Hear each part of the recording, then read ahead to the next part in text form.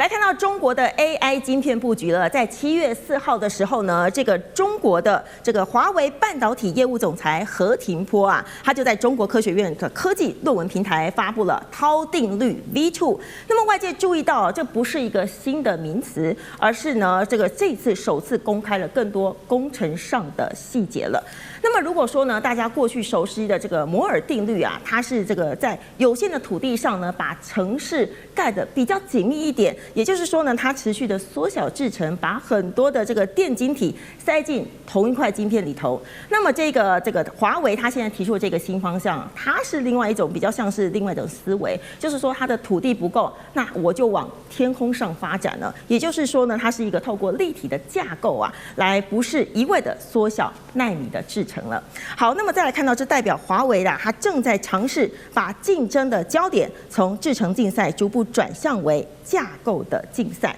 這個原因就很簡單哦，這個先進製程呢，仍然是受到像是設備啊，還有供應鏈的限制。如果要在短時間內追趕的話，真的是不太容易。因此呢，如果呢不能繼續的在這個平面上繼續縮小的話，那我們就改成立體的架構來研發了。好，我們來看到華為它提出了4項的核心技術哦，包括了3D 堆疊、混合鍵合技術、更細緻的晶片布局設計，還有導入 AI 輔助晶片的設計。那麼這些是根據這個華為公布的資料來採用這一套這個設計理念，下一代的麒麟晶片。不過呢，相較於前一代產品啊，這個電晶體的密度、CPU 的頻率還有功耗的表現呢，都是有所改善的。但是呢，以上這些數據啊，都是來自於華為它自己公布的數據。那麼如果是第三方的測試啊，還有產品的量產，還有待後續進一步的來驗證了。好，我們來問一下聶老師哦，這個華為它公開了涛定律 V2 更多的技術細節，那麼這個是技術的宣示呢，還是說這個中國的半導體的布局重要的轉折點？另外，這個涛定律的 V2 它是不是代表了什麼樣的戰略上的意義？好，這個問題這樣回答好，它是一個技術的宣示，當然也是一個轉折點，兩樣都是，不是只是這個技術宣示。我相信華為啊，他們被這個美國從拜登開始一直不斷的清單的這個壓制，一波又一波，連續3次的這個清單封鎖，讓他無洞可鑽，他根本拿不到全球的高定技術之後，他必須強調自我創新。當時任正非自己也講過一句話說，不管飛機被打到千瘡百孔，一定要飛到目的地。這是2戰當時的一架有名的飛機。他說：“我們現在洗個冷水澡劑，清醒一下，我們要自我創新。”我先講一下，當然我也直接回答一下這個所謂的它是什麼樣一個戰略目的，其實就是2塊。第一塊就是突破西方先進製程設備的一個極端的封鎖，我用極端封鎖來形容，你看是不是？第二個呢，就是它強化自主創新的晶片的設計。所以他一直走往這邊走，當然它裡面有非常多的人才，幾萬上10萬的人在裡面，有多少的碩博士嘛？他是80%的碩博士生。當然，這個我們講何廷波這個湖南人啊，這個湖南女孩，她很早就在華為裡面有非常多在這個所謂高技術上面的突破。我先跟各位報告一下，什麼叫做涛，你知道嗎？涛是這個希臘字，這個涛。這個涛呢，就是 T 的希臘字，強調就是時間。那過去呢，你想想看，我們的晶片設計，你不管用了 EDA， 最後用那個艾斯摩爾的這個 EUV 去把它極光設計到非常一直壓縮，那叫幾何壓縮。幾何的縮微，但幾何縮微，你覺得被控制之後，你必須要經過光刻機。中國就是被美國的 EDA 又控制了這個艾斯摩爾，那他自己一直在創造。其實很多人聲音說，中國也做出了類似這個極光機的做法，但是其實都還不到位。這怎麼辦呢？他們當然要另類突破，這個真是厲害了。我就是他們就做了一個東西，就叫做時間的壓縮，時間的微縮。像你剛剛講的，就是蓋成高層樓，變成高速公路的方式。過去呢，摩爾定律在1965年，這個摩爾就特別強調說，基體電路上啊，你只要在上面越做越巧，越做越好，你就在同樣單位可以做很多的事情。好，你的效能可以增加，你的功耗可以減少，這個就是重點，效能和功效。然後他說18個月到24個月就會創1倍，因為現在科技太棒了，大家一直在這壓縮，包括台積電也是做到2奈米、1奈米，哇，1.4奈米很厲害。美國、中國沒辦法，成熟製程世界第一，先進製程就是被完全封鎖，他只好這樣走。因為他這一走出來，我跟你講，就是一種大突破。所以我覺得，你剛剛問我的問題，講不就是2個嘛，就突破我們西方它所謂的這個完全這是極端封鎖。第二個，強化自主的晶片創新。因此，它這個轉折點極有可能讓中國現在成熟製程已經世界第一了，先進製程當然是因為被封鎖，它沒有辦法走到最高位。但是以他們這樣步步為營，在各個地方啊，說遍地開花的做法。我覺得這個轉折點對中國的科技繼續向前走是非常有一個很重要的一個關鍵點的。好，我們謝謝聶老師哦。再來看到，根據這個 The Information 的報道啊，他們說啊，這個中國政府正在考慮是用有條件的鬆綁限制，來允許部分的企業來採購這個輝達的 H200 AI 晶片。那麼如果消息屬實的話，那麼預計直接受惠的就是這個阿里巴巴、字節跳動還有 DeepSeek 等中國的 AI 大廠了。不過呢，目前啊傳出的規模大約只有20萬顆左右，甚至都還不到這個市場的需求的一半，也代表說，如果是真的開放了，也不代表就是完全的恢復供應鏈哦。好，那更值得注意的是呢，如果即使啊这個市場傳出了可能會開放 H200的採購啊，那麼中國企業對於自主晶片的投入其實都沒有放棄，都沒有停止的。我們來看到了，包括阿里巴巴旗下的這個平頭哥也是持續的增加資本的投入。那麼 DeepSeek 來看到的話呢，它也傳出了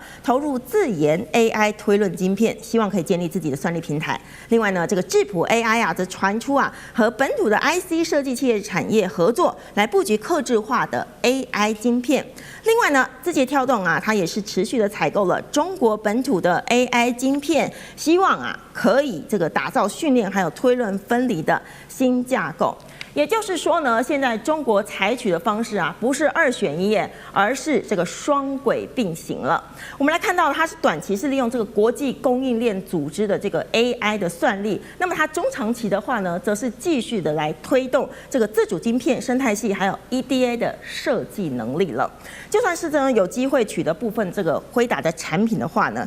那個中國呢，它仍然是沒有放棄自主研發的方向。好，我們來問一下 Ross 嘍，這個未來中國的 AI 晶片的市占率啊，真的會像那個高盛預估突破50%嗎？那麼 AI 的這個晶片競爭格局會不會出現哪樣的變化？超過突破50%，我覺得可能性很大。我們真的是不能低估中國的科技研發能力，包含晶片。低估的話，我覺得真的是很愚蠢的分析方法。他们有錢，有人才，研發的能力真的非常非常強。包含連最近幾天有很多相關新聞，很多美國學者放棄美國生活，放棄美國工作，願意去中國繼續發展，不管是 AI 或相關的科技研發，他們願意去中國，因為他們真的覺得中國是蠻有未來的一個，就是在科技研發方面的一個地方，可以繼續在那邊發展。所以中國的研發能力非常非常強。那同時，美國當然會有因應措施。那首先會繼續有相關的出口的限制了不管是美國國內生產的東西，或者會像最典型的例子就是繼續像荷蘭 ASML 繼續施壓，那美國不會放棄這個手段，但是最後其他的國家必須要做選擇，就有點像本來5-6年前川普1.0向很多國家施壓，你不能用中興，不能用華為，那回頭看那個。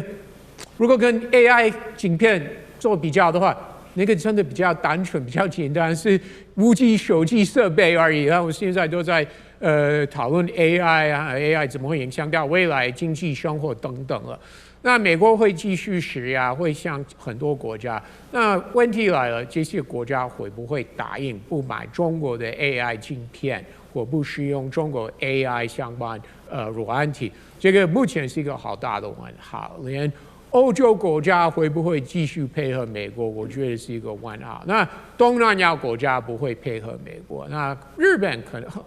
一定會配合美國。但是南韓科技業者真的很想繼續賺中國的錢，他們真的是 make this very clear， 他們的想法真的是很清楚，他們想繼續賺中國的錢。所以美國的政策會不會成功，目前不知道，但是美國會繼續用這個手段。好，我們謝謝 Russell。那我要問一下林老師嘍。那麼中國是有限度的來放行 H200晶片，它主要的考量因素是什麼？為什麼會選在這個時間點來放行呢？是不是因為這個 AI 的算力還是存在着缺口，或者是說呢，它這個中國的 AI 發展就是要走雙軌的策略？我覺得其實與其說是雙軌，不如說是現在的一個晶片發展，它會走向一個 M 型化的一個發展。M 型化的發展其實也誠如剛剛這個 Russ 所說的，有沒有機會突破50%？我覺得絕對有。可是是不是很高階的晶片呢？還是說是一些相對來說比較低階，可是夠用，或是一些其他的一些通訊產品上面所用的晶片，它不需要用到太高階。那一塊中國是沒有問題的。可是為什麼現在中國還會需要 H200？它為什麼會需要相對的高階晶片？最大的原因就是因為，當然它要先補足它的缺口。我們常會有一個廣告啦，就是先講求不傷身體，再講求效果。這個意思就是說，它要先趕快的去補足它現在可能一些短板、一些不足、一些目前立即會是需要，不管是在 AI 啦，或者是在一些比較高科技的產品，它做不出來，那怎麼辦？如果它能夠這個時候能夠去先得到 H200这一種輝達的新的晶片的話，先把這個缺口去補上，先讓它可以去應付，你要說應付也好，或者是先度過眼前的燃眉之急，先讓它可以去有一部分的運用。因為我們都知道這些晶片 H200的晶片，它不是拿來給你一般企業，對中國來說，它一定會是一個中央去做一個控管，是一個有計劃的，讓你部分重要的企業，不管是你是 AI 或者是他們所謂的一些優先科研項目，先讓他拿到這些高階晶片，讓他把一些需求、把一些運算、把一些需要去用到 H200的一些地方，先讓它衝起來之後，然後再回過頭來再去幫忙，或者再去輔助、再去扶植其他的自制晶片。所以我會覺得它其實你要說是雙軌戰略沒有錯，它也可以就像是過去我們在講解放軍的一個武器發展沒有錯，它要找它自制的殲10啦，或者是殲15啦等等。可是在早期的話，它只能有殲10，還沒有那些新型戰鬥機，怎麼辦？跟俄羅斯買。讓俄羅斯的戰機先補足它現在的空防上面的缺口之後，再利用自制的一個方式，把它的一個學習也好、逆向工程也好，讓它的技術起來之後，再去做大量的生產。所以我會覺得這個方面的話，不是只有運用在軍工產業，在現在的晶片這個產業上面，也可以去看到中國它的一個發展方向。所以它等於說是把這個國外的 H200當作是中繼站，然後全力的來扶持這個中國自己的。應該說它除了一個中繼站之外，它更是一個先把它突破，先讓它衝上來，然後在後面這一個地方。